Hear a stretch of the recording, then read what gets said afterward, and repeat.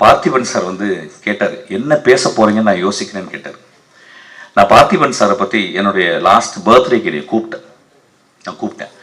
Parthiban sir வந்து ஒரு சின்ன கிஃப்ட் கொடுத்துட்டு போயிட்டார். அதுக்கப்புறம் ஒரு சின்ன பதிவு போட்டிருந்தார். அந்த பதிவில் நான் இன்னமும் அவரை தவறாக பேசியதாகவும், அது என் கூட இருந்த ஒரு மனிதர் அவர்கிட்ட போய் சொல்லி உங்களை பற்றி தவறாக பேசிட்டாரு அப்படின்னால ரொம்ப வருத்தம் அடைந்தாலும் சொல்லியிருந்தார். அவர் இருக்கும்போது பேசணும்னு நினச்சேன். ஒருவேளை நான் அப்படி பேசியிருக்கலாம் ஐயா.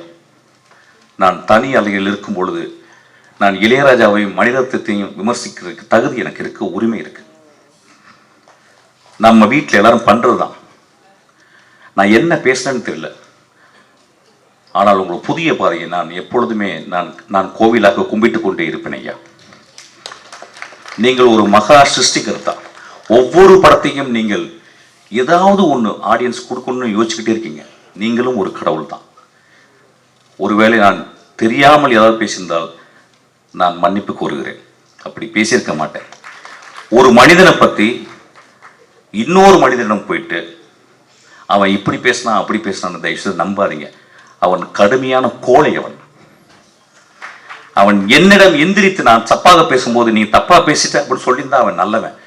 ஸோ கோழைகளின் வார்த்தைகளை நம்பாதீர்கள். நான் சொன்னா என்னன்னு தெரியல, பட் இருந்தாலும் நான் மன்னிப்பு கேட்டுக்கிறேன். உங்களை நான் வந்து உங்கள் படங்களை விமர்சிக்கிறதுக்கு என் தனி அறையில் எனக்கு உரிமை இருக்குது. கே.எஸ். ரவிக்குமார் சார் வந்து ஜாலியாக எடுப்பார் அப்படின்றது எனக்கு உரிமை இருக்குது. மிஷ்கின் வந்து பிளாக்காகவே எடுப்பான் அப்படின்னு சொல்கிறதுக்கு உரிமை இருக்குது.